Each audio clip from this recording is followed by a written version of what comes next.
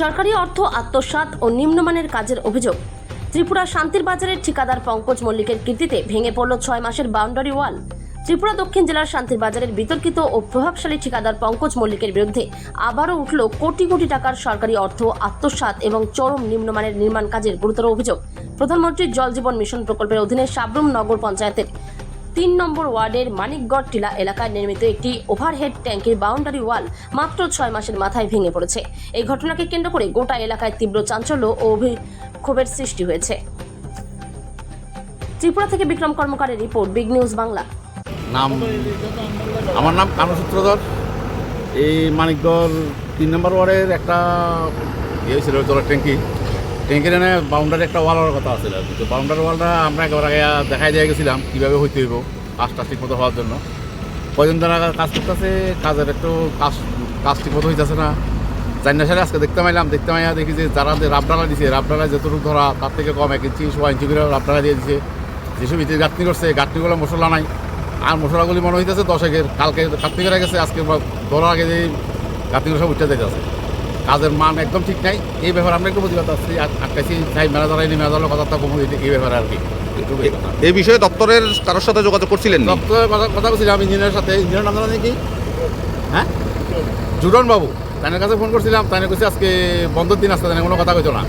তাই আমার প্রশ্ন হলো বন্ধের দিন তাইনে কোনো কথা কইতো না, ঠিক আছে, কিন্তু তাইনে বন্ধের দিনে কীভাবে ওয়ার্ক স্টেশন ছাড়া কাজ চলে এটা আমি বুঝলাম না। ব্যাপারটা ডিপার্টমেন্ট কীভাবে করতে আছে, কি আসবে সেটা আমি বুঝছি না।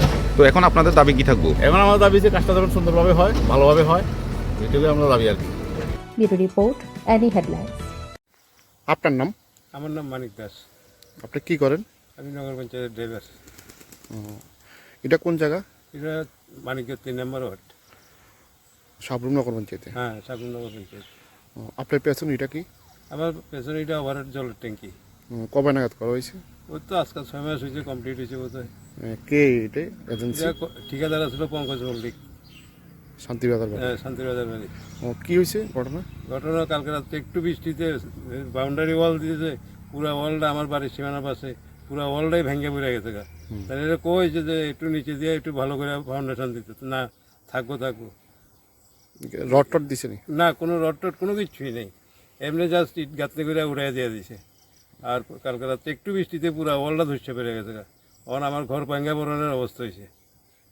তো আপনি এই নিয়ে সরকারের কাছে কি দাবি রাখবেন? আমি সরকারের কাছে দাবি এই ওয়ালটা যাতে আবার ভালো করে একটু কাজ টাজ করে দেয়, যাতে আমি এখানে বসবাস করতে পারি।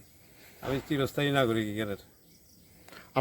আপনার বাড়ির পাশেই কাজ? হ্যাঁ, আপনার বাড়ির পাশেই তো ভেঙে পড়েছে। হ্যাঁ।